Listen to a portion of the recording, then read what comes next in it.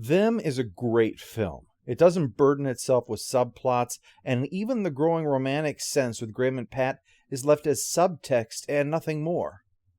I personally don't mind the effects, and even if you think they're schlocky, it doesn't detract from the film, because the film is built upon the framework of believability and carried out with a desire to be good art despite the subject matter. One of the things that I detest, and will always detest, are idiots who think they know what a B movie is when they are, as established, idiots. If you tell me Star Wars is a B movie, thank you. I really appreciate you letting me know you have nothing intelligent to contribute to the conversation. Anyway, Them, yes, it's a genre film, shot in black and white, about mutated giant bugs. None of those things make a B movie.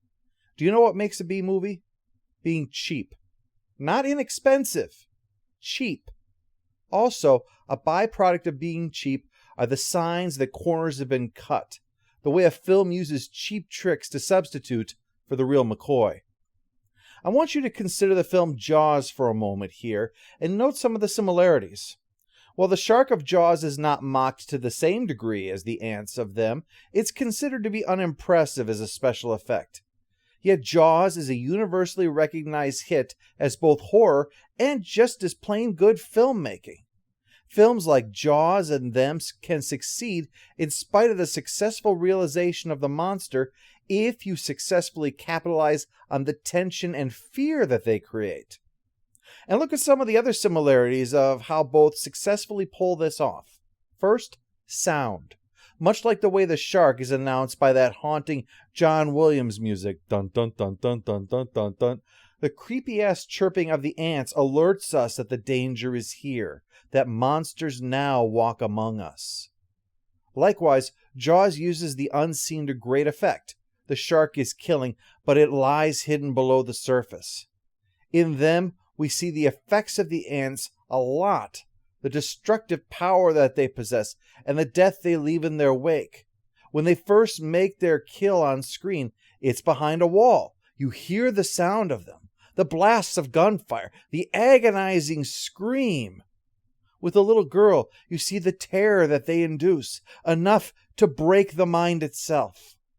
Fear in both cases is generated through suspense, giving both works a Hitchcockian quality with its sound, with the implied peril, and with its use of light and shadow in the ant warrens and in the Los Angeles tunnels.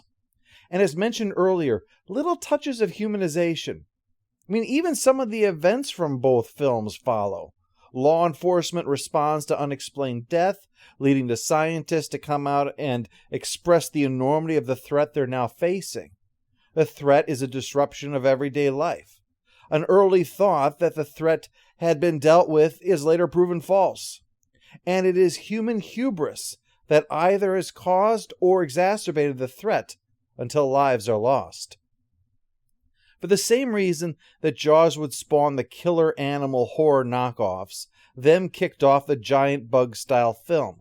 No doubt why some think of it as a B movie, given the number of cheap knockoffs riding its coattails that then retroactively make people apply those standards to Them. It was also one of the first radioactive monster films. It even in a way kicked off the ecological disaster film genre, with the environmental damage of the nuke leading to our own potential downfall. Beyond the obvious, it's clear the influence this film had on James Cameron's classic film Aliens, right down to the use of flamethrowers in a hive's warren. It could even be argued to be one of the earliest examples of the SF police procedural that the X-Files represents. Investigations of unusual but otherwise everyday crimes leads to a fantastical creature.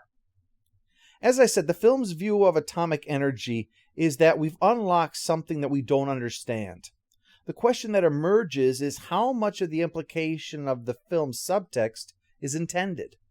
While the tampering in God's domain stuff is on the surface, it's easy to see that the idea of being infiltrated by ants was comparable to infiltration by subversives, an existential threat to our way of life. Especially since someone could easily compare the collectivization of ants to communism. If that were the case, and the film takes on a horrifying image as civil liberties are trampled upon as the only way to deal with such infiltration, martial law, and institutionalizing a man against his will. But of course, that doesn't necessarily mean that that's an endorsement of that. The film also demonstrates sexist attitudes towards Dr. Pat Medford, and then it shows how foolish those attitudes are. The mere fact that we're discussing this particular interpretation also shows how not a B movie this is. The nuance present in the film. Let me repeat that. Nuance in a film about giant ants. The nuance in its characters, in its style, and in its interpretation. It speaks of a level of sophistication that's beyond the B-movie crank it out and holler next approach. Gordon Douglas likely deserves the lion's share of the credit there. The prolific director has directed everyone from Laurel and Hardy to Frank Sinatra, covered subject matters from the real-life infiltration of the American Communist Party to a mainstream film that addressed homosexuality and police brutality. Them shows that there was talent behind the film. Throw in great character actors like James Whitmore and Edmund Gwenn, and I'd argue Joan Weldon, who carries her role as the female scientist in a room full of men admirably, shows that the talent was in front of the camera too. Them is a film about giant bugs. Godzilla is a film about a radioactive lizard. Jaws is a film about a fishing trip gone bad. And Citizen Kane is a film about a rich man who misses his sled. Reductivism misses the entire point of what makes a film great. Maybe Them doesn't have the same pedigree as those others, but it is nevertheless a film deserving of respect for both its influence and its artistic achievements.